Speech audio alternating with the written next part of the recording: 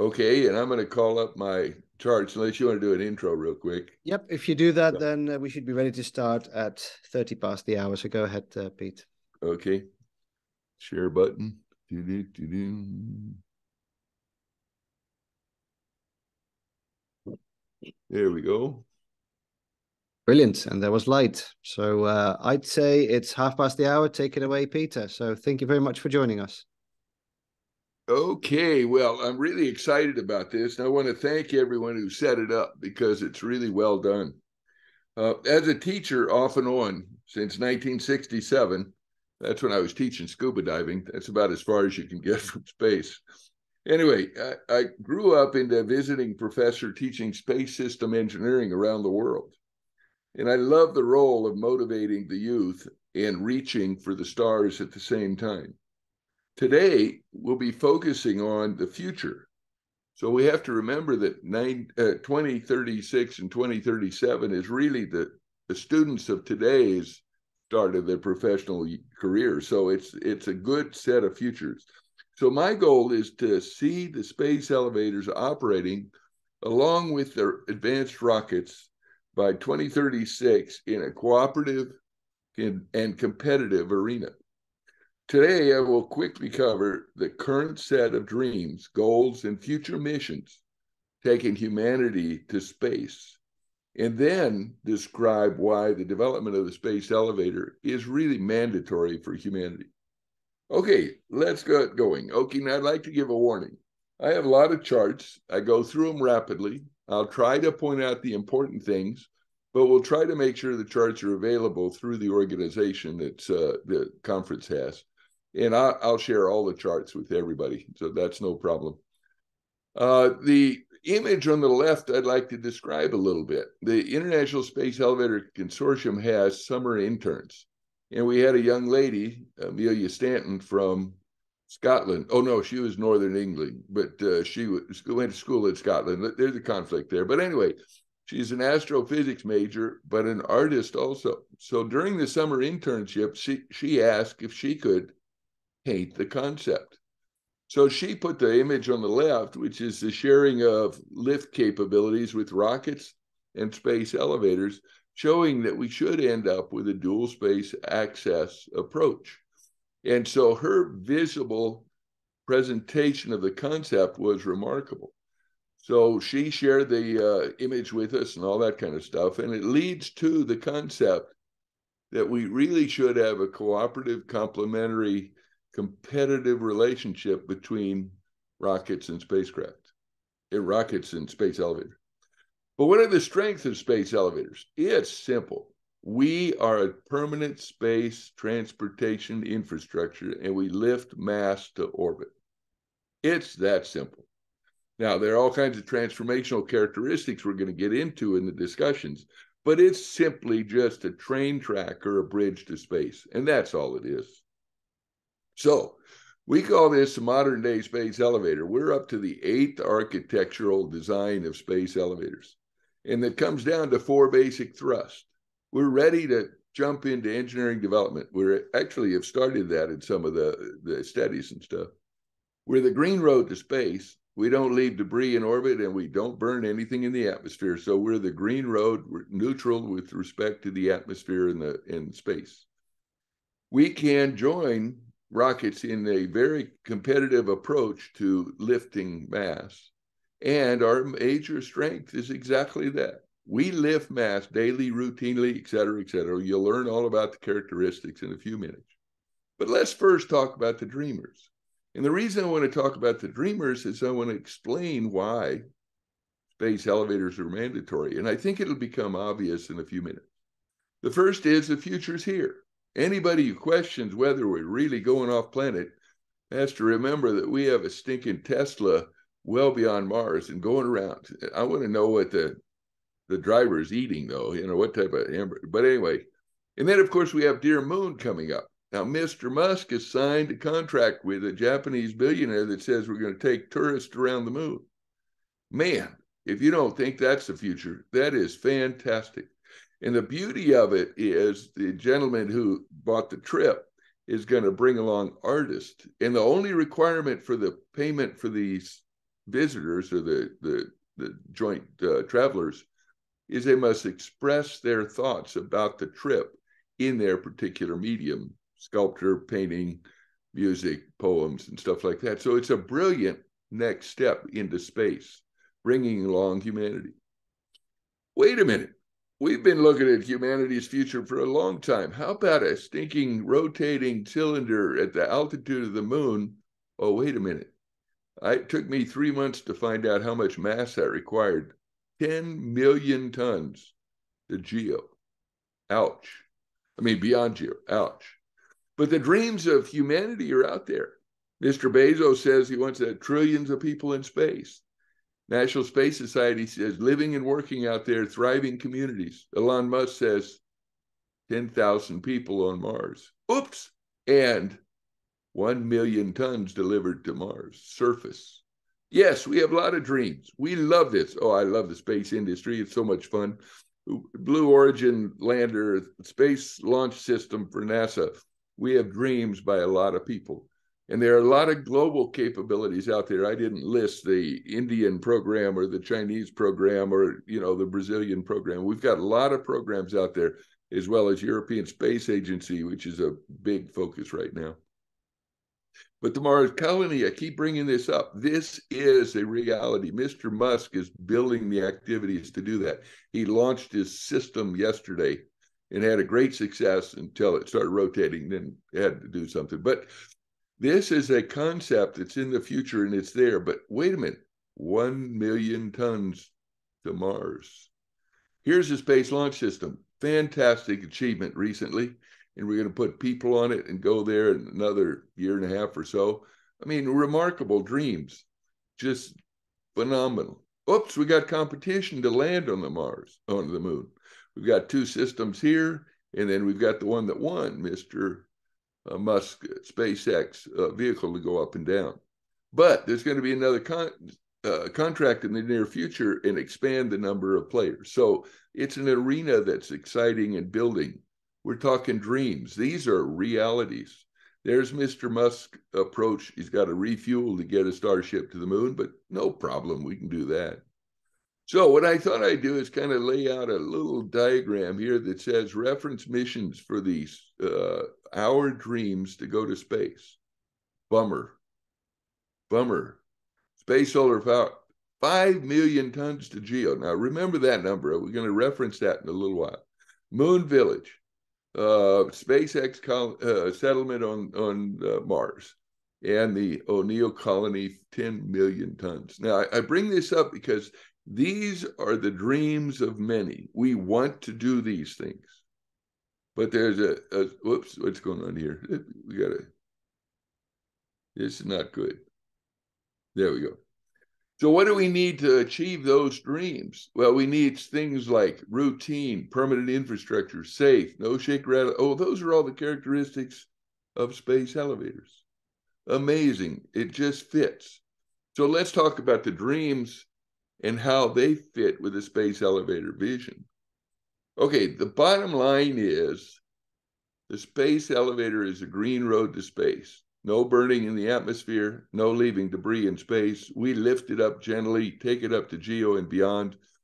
We have important human missions for the future, but it boils down to moving mass, inexpensively, daily, et cetera, et cetera. So the approach we want is a dual space access architecture, like the image. Now, the rockets have all kinds of strengths. I'm not slam dunking rockets. I worked on rockets. I've lifted my satellites with rockets. I love rockets.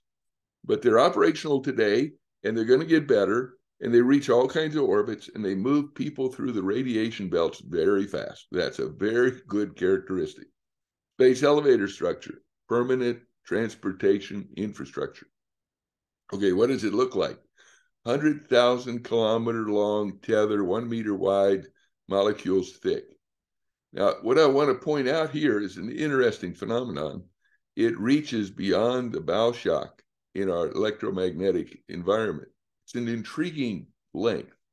But why do we want to go that far? Well, you got to be up high enough to counter the gravity. But in addition, we're going really, really fast.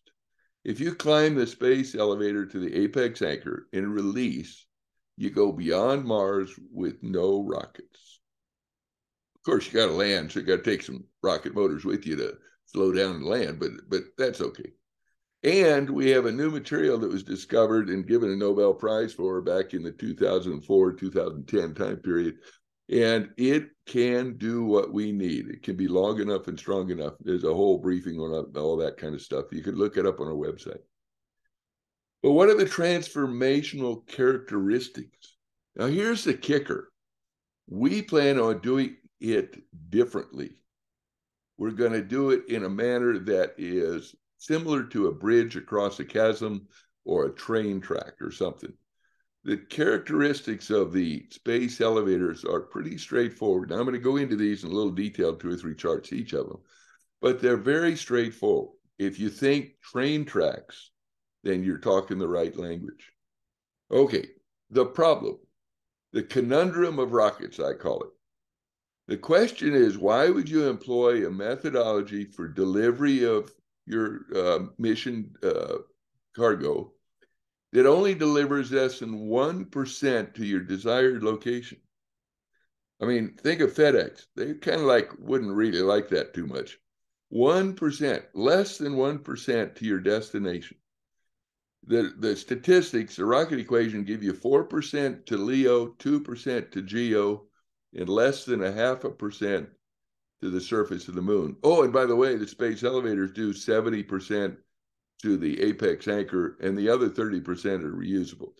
So we really have a conundrum here. Now, why are we doing rockets today? It's the only way to do it, but it is silly. Here's the numbers for Apollo. Bummer. Look at that. 0.5% of the mass on the pad reached the surface.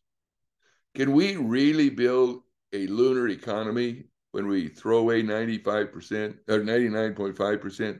No. And reusable and not throwing it away is important, of course. But that 0.5% is really bad. That's what we do today. And here's a little more details on Apollo and Atlas V, Falcon. Now, the Starship. I love the Starship. I am behind Mr. Musk and SpaceX 1,000%. But he can only deliver 0.5% to GEO. Most rockets today can do 2%. But Mr. Musk is putting very much feeling in his Starship that it's got to be stainless steel, so that cuts into the efficiency. It makes it much more reliable. It makes it durable. It makes it better. He's got great characteristics, but the rocket equation eats you up. So that's not very good. And here's just some numbers somebody can check in the future looking at my charts. Those are the numbers to GEO, and they are not really very good. But it's the only way to get there. We love rockets. I love rockets, okay? But we need to be transforming to the future. Now, the Mars transportation approach that Mr. Musk has, and he just tested his vehicle the other day, 2 days ago.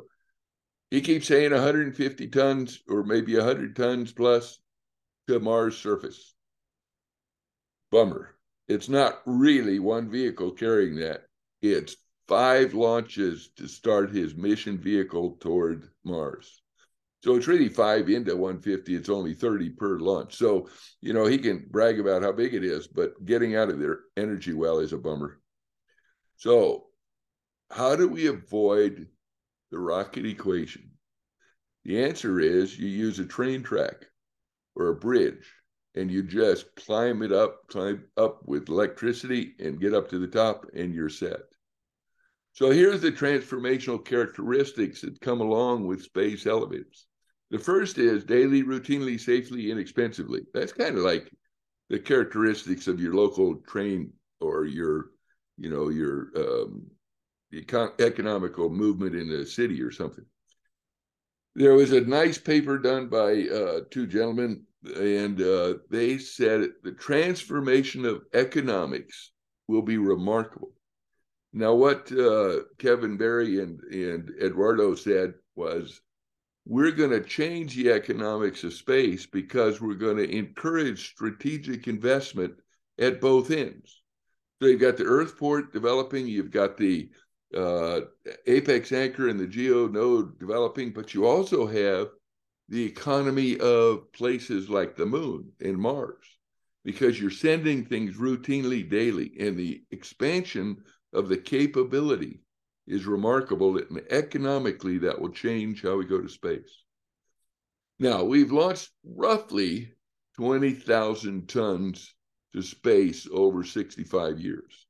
When we get going, our initial capabilities, we expect to be 30,000 tons per year. So if you look at the chart on the lower right, we grow from initial operations on the lower portion, and we go to the full operational capability later, and that gets up to 170,000 tons per year. So if you talk about Mr. Musk and how he wants 1 million tons to Mars, we could do it in like 6 or 7 years. I mean, that's remarkable change. Now, I admit this is all future. This is 2035, 2037, something like that. But the transformation is phenomenal.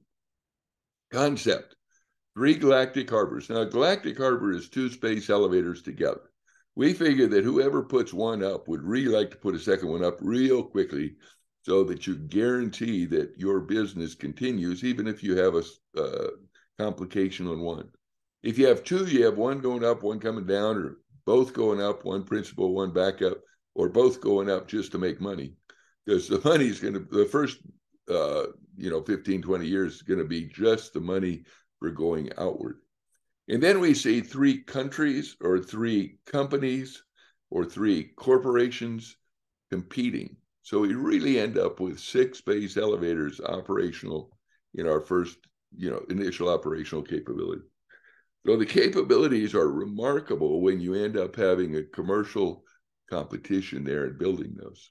So the galactic harbor is shown on the left, where we have an Earth port and an apex anchor region and all that. And then we have the region at GEO, where we'll have delivery, daily to the GEO sink. So it turns out that if we want to build space solar power satellites that are anywhere between 2,000 and 5,000 tons each with assembly at GEO, then it really makes sense to use a train track instead of individual rockets. So the whole idea is routine. So my students down at the Arizona State University did a study that we published in 2021, and they came up with the idea that we really ought to have a bus schedule. Wait a minute. Have you ever seen a launch of a space system rocket on time? Yes, if you go to Russia, they launch on time. The rest of the world launches when ready. And it's a big reason, because you don't want to launch early and blow it up. So what you do is you launch when ready. They do not have a bus schedule for launches going to space. But with space elevators, we could have a launch schedule, and we could say we want to go the fastest route, which is 61 days. And that's on July 2nd from India, the Indian Ocean launch. And then we'd send pizza on that one. Some of the launches are 400 days or something like that, and we'd send hammered nails on that one. So having a bus schedule is a radical change from the past history. Okay, strength 2. I talked about this a little bit. The economic paradigm of building space elevators will shift, and it'll be shifted to the investors in the strategic approach. In his paper, he says that the discussion of dollars per kilograms is the language of rockets. Whereas if you talk about economics and strategic investment, you're really talking about space elevators. Here are the characteristics of a permanent transportation infrastructure, and they really do change the equation for how we go to space. And we beat the gravity well. Now, that's a big thing to say. We really, really triumph over the silly gravity well. We use electricity to climb out of it. Okay, on the left is a summary of mass to orbit. Now, I did that, and that took me 6 months to come up with. There's a lot of data out there, but they're all in kilograms. Nobody ever talks mass in a rocket payload. So I had to go convert all that, and I actually counted the space shuttle as most of that anyway. We did put the space shuttle in orbit, so we call that a satellite, but it was really a delivery system, so it really doesn't count. But anyway, 20,000 tons to orbit in the history of humankind up to 2020. So we plan on doing the chart on the lower right. So the massive movement of cargo and logistics is really the third characteristic that transforms access to space. Okay, we've talked about the Green Road to Space, but I just wanted to reemphasize the 6 space elevators moving mass in an environmentally friendly manner. And this is a report that we published in 2021 called the Green Road to Space. It's on our website, free PDF type stuff.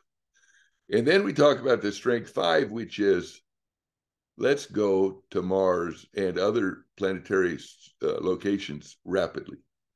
So our standard approach is 100,000 kilometer altitude. That means you're going 7.76 kilometers when you release. You can release every day of the year. There's no 26-month wait. The various aspects would be longer or shorter duration, but we have such velocity, we can cut the corner and do all that kind of stuff. And we can even build the elevator longer if we want to do science payloads, where we can go to all the planets rapidly and escape our solar system. So we can make it 163,000 kilometers long and have interplanetary flights. So that's a pretty neat concept. Now, here's the way we do it. We don't use a home and transfer of minimum energy to go from Earth to Mars. We cut the corner. We depart at an angle which is not compatible with the minimum energy. We just cut the corner, 61 days. There have been some studies that we're working on right now that get down to like 48 days to Mars. I mean, that's really remarkable. So the summary from the Arizona State University study was rapid transit to Mars, release every day, and move massive cargo. That changes the equation for Mr. Musk. Okay, the 6th strength is design of your payload, your satellite, for the trip to space. We have almost unlimited size and shape because we can just open the doors. But rockets have to have everything consigned to a small space, restricted and everything else. And then rockets shake the heck out of it. They just really brutally assault the poor little top. And so you have to design your spacecraft, you over-design your spacecraft for its lifetime in free fall or something like that. A space elevator has a gentle ride. You just lift it up and accelerate and go out. And there's no explosive events or stage changing or anything like that. But I love this 7th one. I came up with this and expanded it recently because it has such an impact. We can assemble above the gravity well. Currently, we have to put everything in the top of a rocket and launch it. Okay, we can maybe assemble a few, and the whole space solar power community is going to assemble 5,000-ton spacecraft at GEO. So yes, you can assemble, and do all that stuff, but we do it gently. We raise it all to GEO and assemble it there, or we raise it to the apex anchor. Now, here's the beauty of the apex anchor. You can assemble anything you want up there and make your science payload as big as you want. There is no restriction for power or size for a science payload assembled at the apex anchor. And then you depart at a high velocity.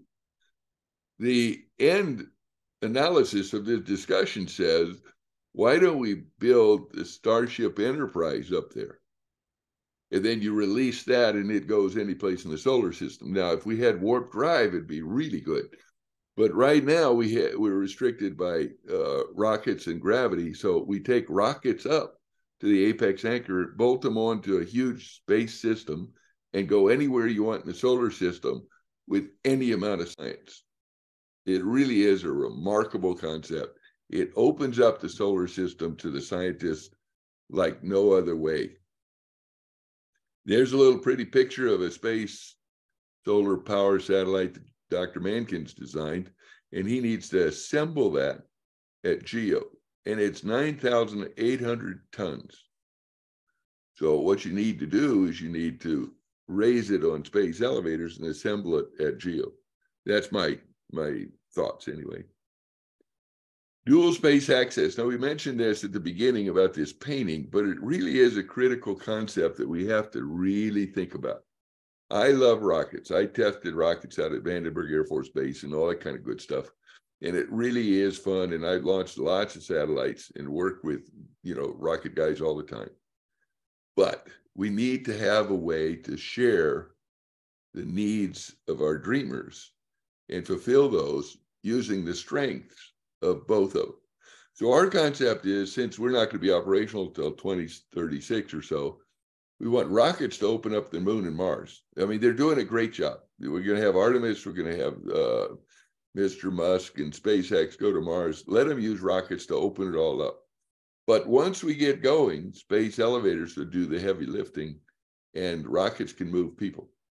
So we can have a way where we combine the delivery approaches, share and collaborate, all that kind of stuff, and use the strengths of both systems. Here's a pretty picture of how you do that with space solar power. This is a chart showing phases 1, 2, 3, 4 on developing space solar power for the Australian market. And they're talking about prototypes in low Earth orbit and proof of concept in low Earth orbit. And then you go to the first operational system, and you have to assemble these things at low Earth orbit, and then you got to assemble them at GEO. Well, all this can be done and get your whole technique done by the 2030 time period. And then when we come along, we'll do all the heavy lifting and you can increase your capability rapidly. So it's a combination of rockets and space elevators that can complement the characteristics of both and make it a high throughput, massive hardware development. And we can help the solar power guys assemble their satellites a lot faster. So it really is a neat concept. Now, I use this chart, and I mentioned it before. This is a dreamer's chart, and we want to support the dreamers. That's why we're moving off planet. We're trying to do these different things. But the problem is the dreamers don't ever mention how much mass is required. This number down here, the L5 colony, it took me 6 months by reading all the old documentation to try to find out how much the O'Neill colony would weigh. Bummer. And there's a protection of this, the Earth using sunshades at the Earth-Sun L1 position. They need 20,000 tons. These are big numbers for our dreamers. And rockets right now really have a hard time fulfilling those. There's our little chart on the massive movement by space elevators.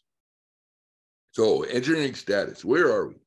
What are we doing? This is really a good analysis of where we are today. And the answer is, here's our concept, a little more detail so we can understand it in the discussion. We have an earth port down at the bottom, and it's just a standard oil well derrick with a big roller on it to roll in the tether, let out the tether, or something like that. And then a processing location for all the payloads coming from wherever. Then you have the cable going all the way up to the apex anchor, 100,000 kilometers out. You have tether climbers that can climb up the tether and down theoretically. And then you have magic locations that are really great. Well, the space elevator is going at the same velocity when you get to the geosynchronous location, synced with the Earth. Obviously, it's tied to the Earth. So you just go up there and let loose, and it sits there, and the tugboat takes it wherever you want to go. So that's pretty simple. And then you have way up here at the apex anchor release any place in the solar system at great velocity. Or you could, and by the way, you can get to the moon in 14 hours if you want to do a rescue type activity. Or you could have locations where you approach the moon at rendezvous velocity, or Mars at rendezvous velocity versus going rapidly to those places. So we've got a variable system that can support all kinds of customers. How do we build it? Well, it's relatively straightforward. You take your initial cable up with a big rocket, or maybe 2 rockets, and assemble it. We're working on that right now in the design. How much mass do we need? Then we let tether down, we let tether up, we let tether down, let tether up, until you get to the point where you can grab it at the bottom here. Grab it at the bottom, then extend the upper a little bit further to get a vector outward in the force. When you get to GEO, the forces are equal. As you go above, the centrifugal force puts tension going outward. And So what you want is this apex anchor to pull outward to keep the tether. It's never rigid, but it's dynamically controlled at that point. And then what you do is you have a whole bunch of little tethers climb the space elevator and put more tether material on it. So another reel located at geo and let out and down, or you glue it to it or something. I don't know what we do, but the designers have said they need 276 little small satellite tether climbers to raise the tether up and glue it on. And those were smart people that figured out how to do that. But anyway, you'd end up with a tether, combination of tether layers that would be sufficient for taking the amount of mass we want daily, routinely, et cetera, et cetera. So now you have the space elevator designed and up, and it works out pretty well. Here's some pretty pictures of satellite or tether climbers. The first one is a deployment tether. We need all this fuel once you're in geo, once you're in geo, as you let tethers down and out, you're going to need to control the dynamics of the space elevator. So you have a little thruster there.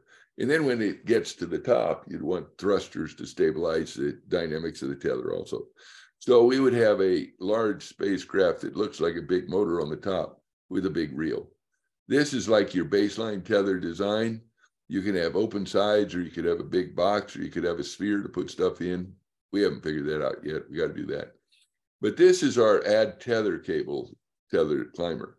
They got cable here, run up the tether, lay the cable on it. So those are the three basic ones at this point for deployment of the space elevator. And then when we go to operational space elevators, solar power, you get up above the atmosphere using a protective box, and then you deploy your solar arrays, and then you start climbing. It's that simple.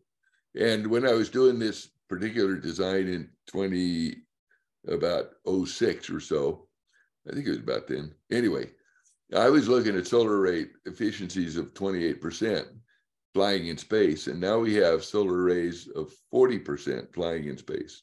They're the experimental ones, but they're at 40%. So I predicted in the book back in those days that we'd have 40%, and that would be sufficient for our power generation. So, we have 40 now. What are we going to have in 10 years?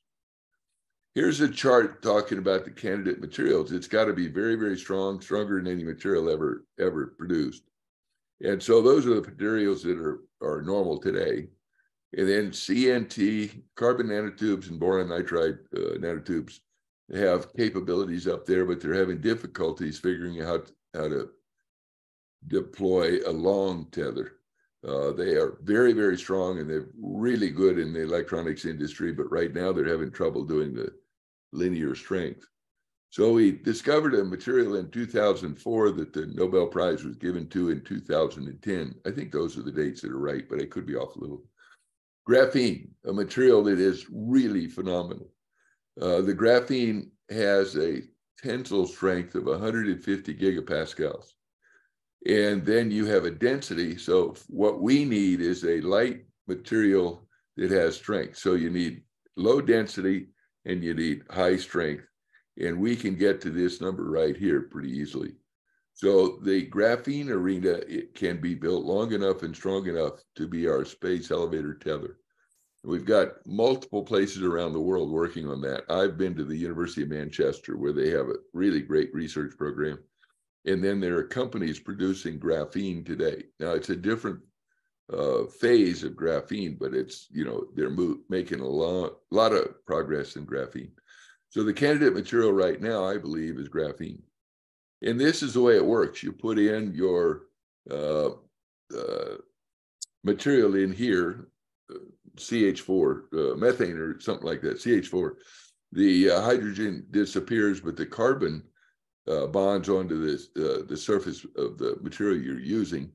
And then you reel it out into a roll, and then you separate it into a roll specifically for graphene, not the support material. And here's a machine that's being made. I think this is, General Graphene in Oak Ridge, Tennessee. They can do 1,000 meters, 1 meter wide in about 24 hours, I think it is. So they're producing sheet graphene today. Now, a caveat, the graphene they're producing today on machinery like this is not quite up to snuff for what we need. However, it's the same engineering process at higher temperatures to make the single crystal graphene, which is what we need. And that's where the research focus is right now in some of the locations.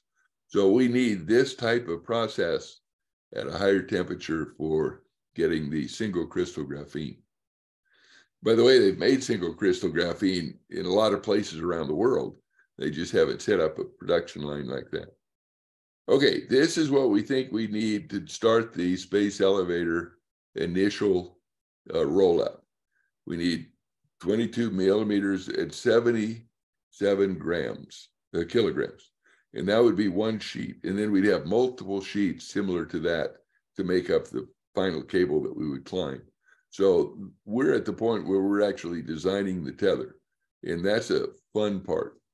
The Earthport is a simple place. This would be a floating operations center where you've got all the people working. You'd bring in the payloads from, ships, and they would dock them here in the different rooms. They'd be readied. And then what we would do is we'd run them over to the Earthport, and they'd be on a tethered terminus, get in the tethered climber, and then up they'd go. So we really have made a lot of progress in the architecture and how we do it. We need to kick off the real engineering testing. Now, we've done the engineering analysis, but we haven't done the testing yet. So that's where we're at, is entering the testing phase for the different components of a space elevator.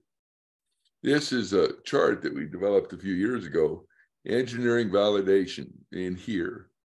And we've done some phase 1 activities that show the readiness and the readiness assessments, activities in major space systems. We've done those. So we're a little bit into this blue box. We're not just entering, we're in here. We've done some engineering analysis that's really pretty sharp, showing that we're still on the vector that we can end up with space elevators. Now, this chart was made a few years ago, but went wrong place. But it's still essentially valid. And we are still in this time frame right in here, doing the research and starting the development of the climber and the Earthport and the tether. And then, of course, we get out here to the deployment, and that'll be out in the mid-30s or something like that. And so we've got a schedule that's, we're still somewhat on that schedule. Now, just a little background, we've done 2 studies with the International Academy of Astronautics. Now, the IAEA is an organization where you're elected into, and you have to be a space expert to join. You could be academic or economic or personnel. It's not just STEM.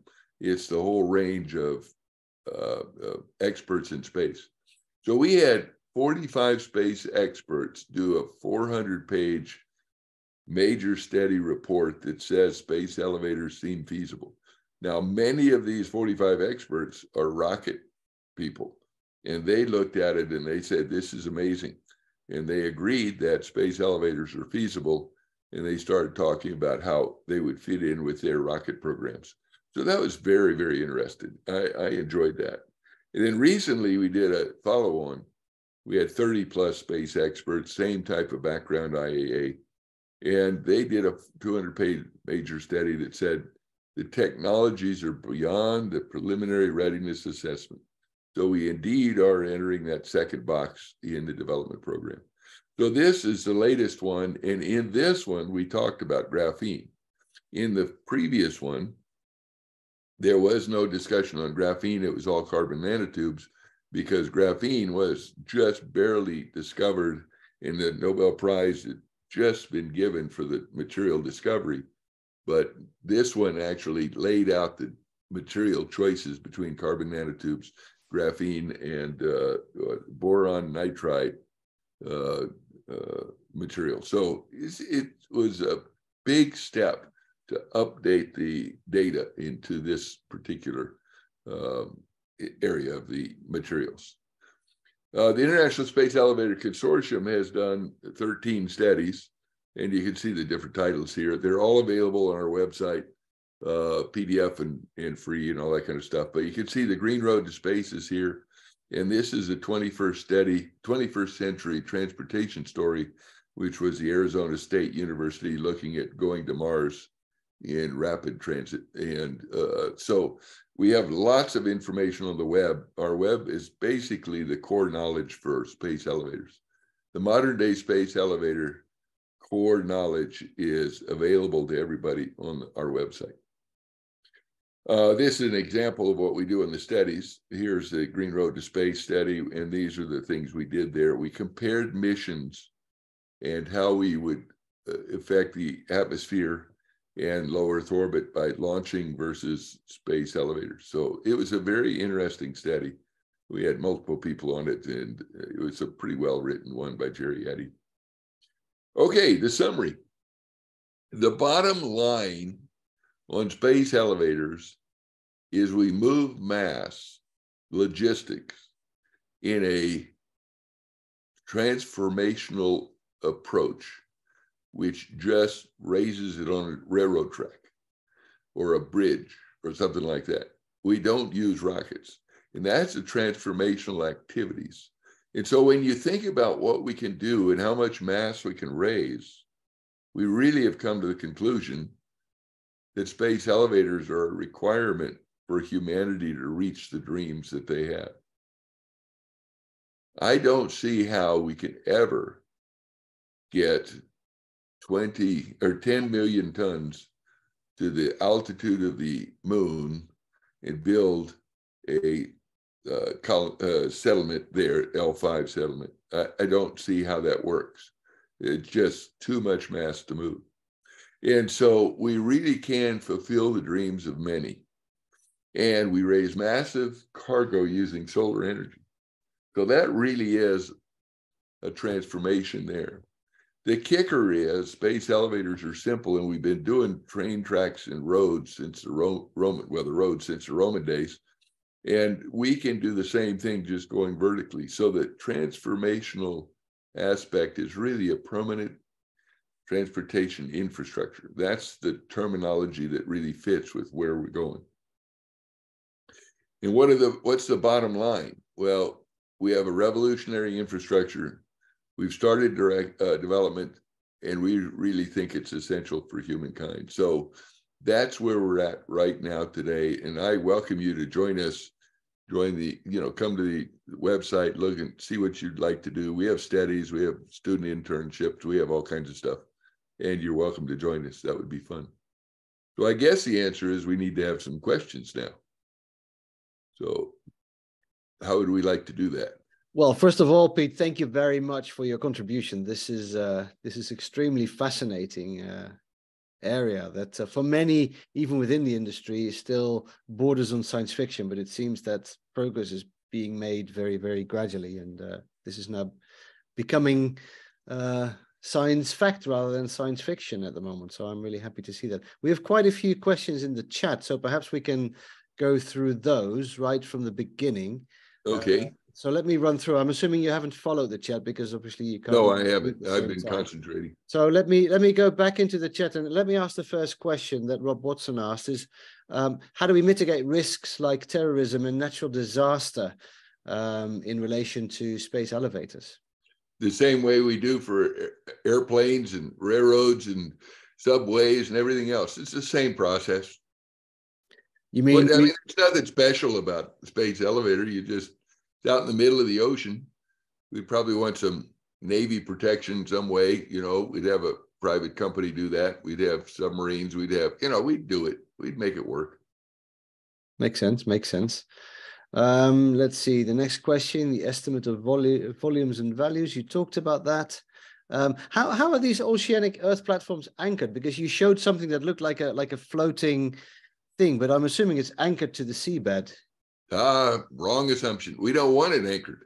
What we want to do is recognize the dynamics of the tether due to the sun's influence and the moon's influence. Let's see. Now I could get this wrong. Don't quote me on it, but I think the moon dynamics is like 22 hours, and the sun's dynamics are closer to 24, but they set up a motion in the tether, just, you know, the movement of the tether, standard rope dynamics. And so what we want to do is have our capability at the bottom to move the tether to solidify the, you know, to damp out the motion of the things. In addition, we have the movement of the tether responding to predictions of large pieces of spacecraft coming toward us. We just move, you know, the recording of all the data in low Earth orbit is right there. So we just move the tether out of the way. So we can do that. There's lots of reasons, but we do not anchor the tether. I was going to ask that, is how do you avoid collisions with space debris? Because obviously many space debris items cannot be moved, but you can actually move the tether out the way then. Right. Okay, well, let's see. We got answers to that. We did a study in 2010. It was our first study. And first off, let me give you a background. I've tracked satellites. I've tracked data. I've tracked debris. I've predicted the location of debris. I've predicted collisions with debris and everything else in my jobs at Motorola inside the Air Force. So I've done all that. We had a guy who literally did that for 20 years in the Air Force, an expert, and he was the lead for this, and I just supported him writing some words.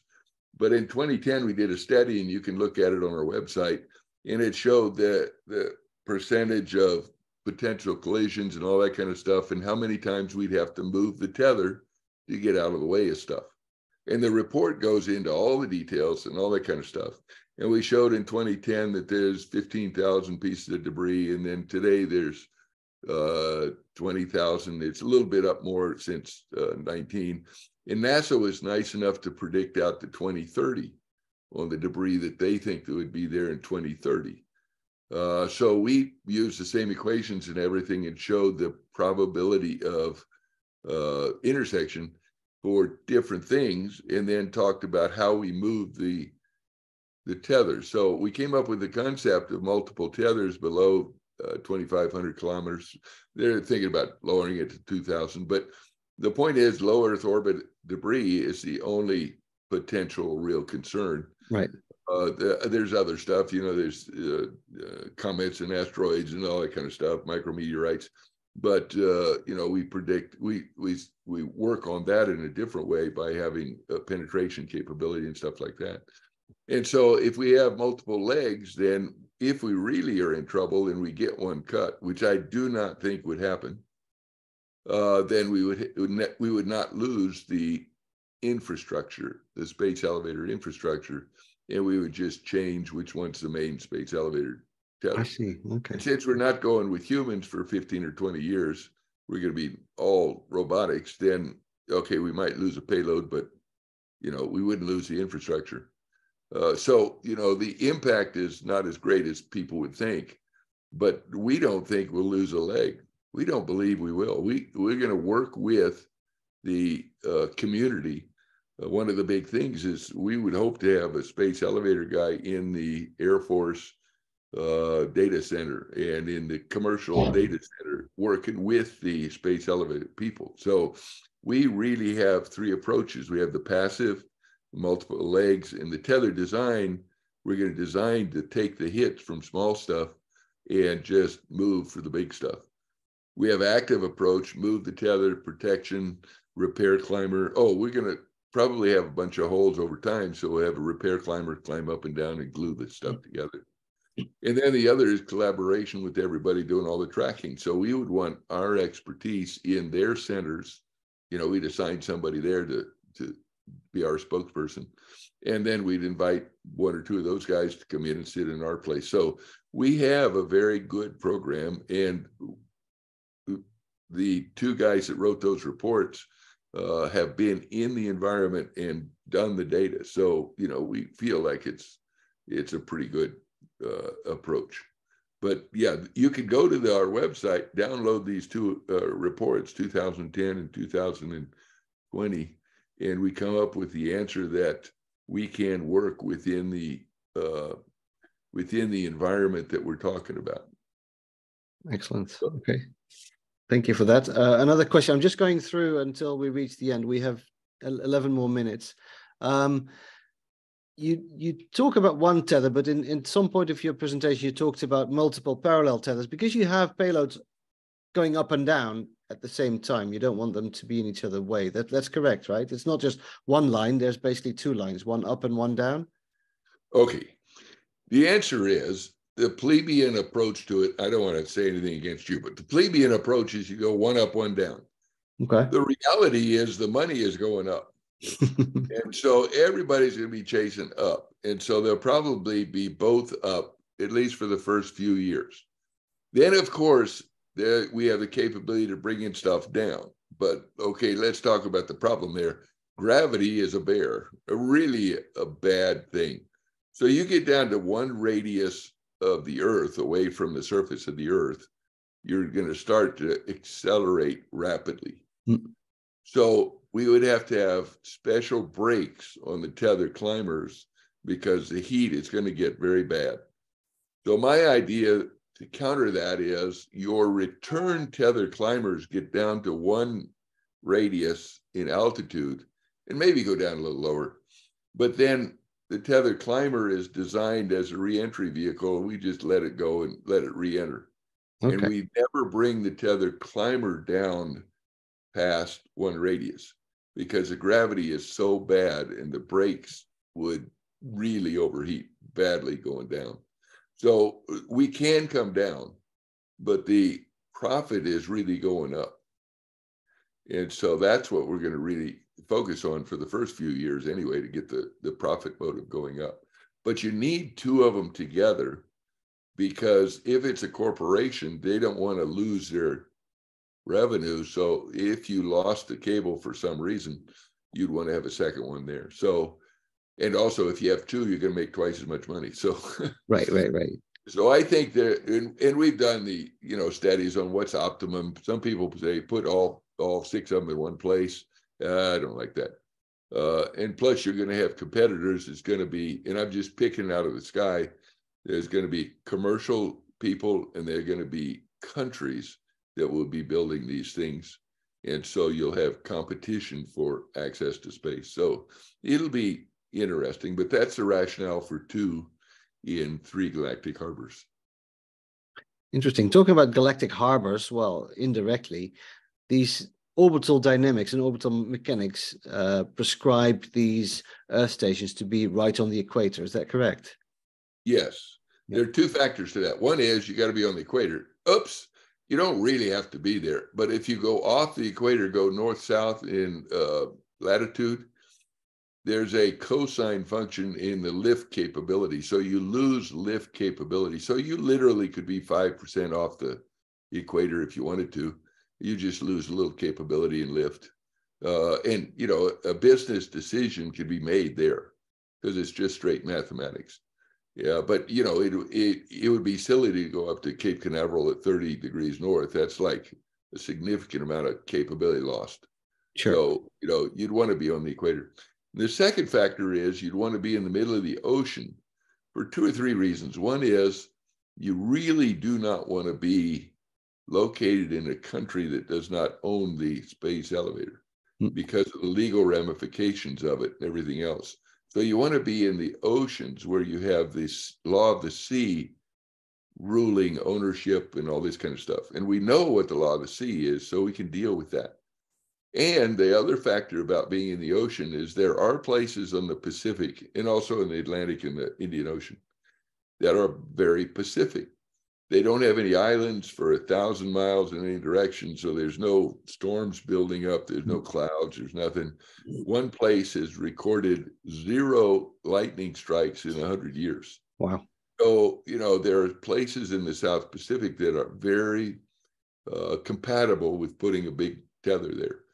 And so we'd have a floating platform and we'd be in international waters with international laws, all that kind of stuff. So it would be a beneficial aspect at multiple levels to put it there. One thought, because there is you say the sea, and I understand the rationale, but wouldn't it be helpful to start the tether at high altitude in a country like Ecuador, which is on the equator, with very tall mountains? Does that give you any benefit or not really? No, not really. How many storms are at an altitude on a mountain? Oh yeah, loads. No, that's Yeah, yeah, it's a silly thing. Yeah, okay. of course. Now, don't worry about it. Every one of us started with the high mountain, like Arthur C. Clarke's design. Yeah. But as soon as we started looking at the hazards, we decided, oh, the ocean looked really good. Besides, you got to remember, I taught scuba diving, so we got to be on the ocean. I mean, really. I mean, reality is there. And interesting. Now, how I mean, you talked a little bit about the future. How far is this away from being? I mean, this is now going into the engineering testing phase. How far from reality in years would we be? I truly believe we can have a space elevator operational at the lowest level by 2036. Wow. And it's going to take, started funding in the next few years. We can make that. The tether material, the friend of mine who's working in the industry said he can set up a tether long enough to do this by 2032, 2033. Okay. And then we'd want to test it, of course, on the Earth and hang it down and test it and all that. But he thinks that tether material will be ready by the early 30s. Now we talk about technical readiness. How about business readiness? Who is willing to invest in this phase between engineering testing and operational, i.e. commercial readiness? Okay, the first thing you have to do is read the paper I talked about and recognize this is not one for space angels or space investment like we do for startup companies. This is an infrastructure investment where your return on investment is 20 years. So you cannot think of it as an investment where you get a return on investment in 4 years and I get 20% of the company. No, it's a infrastructure investment. And so, organizations that invest for the 30-year time period, like bridge building, road building, the commercial bridge across the area and charge a toll road, those type of people are the ones that would be investing in this. And we're in the middle of starting that at a serious level. So yeah, we don't have any money right now, but you're right. We have to start that particular quest. How do we get the money to initiate it? And how do you get the money to continue it when you have a 20-year return on investment? Makes sense. Now, Terry is asking me to ask you about the lunar elevator. How much sense does this make on other planetary bodies where the same principle applies, but perhaps on the moon, this can be much shorter and technically maybe less challenging? No, well, okay. First thing is it's not shorter, it's longer, but that's the dynamics. But the real kicker is we'll have space elevators on every planet and every moon in the future because they make so much sense. It's an infrastructure building thing. But every time somebody brings up the space elevator on the moon, I think, wrong answer. We have to beat gravity first. If we don't beat gravity, nobody's going to the moon. Okay, it's that simple. Yes, we can send some people up and set up a little settlement, but then we have a little settlement and we're going to have to send individual rockets to support them and stuff like that. Until you beat the gravity well, we're still going to be in individual events that are extremely hard to do and seldom. You cannot develop an infrastructure on the moon or Mars in a reasonable manner. It's my term, reasonable, okay, if you don't have a way to beat the gravity well of the Earth. So it's Earth first and then the moon. The other thing about the lunar elevator is it comes into the equator. Now, let me ask you, who on Earth is going to the equator on the moon? We're all going to the South Pole or the North Pole. Right, where the water is, yeah. It's a little more complex. But the bottom line is, even if you made a little travel capability across the lunar surface, you still can't get out of the gravity well. And getting out of the gravity well is a bear. It really, really is hard. And if we can beat that, then we can have a robust economy on the moon and Mars. Easy. Very good. One very last question, short answer, but it's an interesting one. The very last question that I see here, could this be an international multi-country effort like the ISS? Is this conversation happening within ISAC perhaps? The answer is, of course it can, and it might end up that way. Okay, I don't have a crystal ball to figure out who's going to fund it. It very likely will be, supported by multiple countries. Whether it's a funded program with countries or a commercial venture is the item up for grabs. We think it'll be about less than $20 billion to do it. And there are infrastructures that are being built today for that same number or more by commercial ventures. And so the commercial venture is my personal choice. Let's make this a commercial infrastructure that then magnifies and encourages commercial growth into space. If we do it in the government programs, two things happen. It costs a bunch more and it'll take a lot longer. Right. And you say, hang on, let me interrupt you, Pete. You say 20 billion. That's all. That's all. All it is to tether with an oil rig at the bottom and a heavyweight at the top. Fair enough. Wow. Yeah, we're used to such big numbers in space, and this, to me, yes, it's a big number, but this is not what I expected.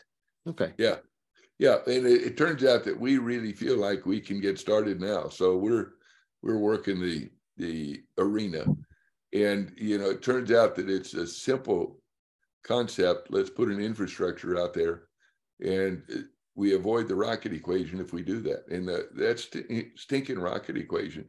Nobody mentions mass to target to their dream. They always say, I want to do this. Nobody asks them how much does it weigh, because they know the answer that rockets can't lift it very efficiently. Yeah. But they just ignore that because they can do it. I mean, rockets are fantastic. I mean, I love rockets, but they have a little handicap called the Tsiolkovsky equation. Well, I think, Pete, that's a good way to end. We are through our time, I think, so it's time to go back to the main room. Okay. Ending with the stinking rocket equation, I think that's a memorable quote to to finish this, to summarize the story. Oh. So thank you very much again for sharing this story, and I think we're going back to the main room now for. Okay, and thank you for moderating and keeping me straight here. That's good. Not a problem at all. I'm going to stop recording, and then we can go back to the main room.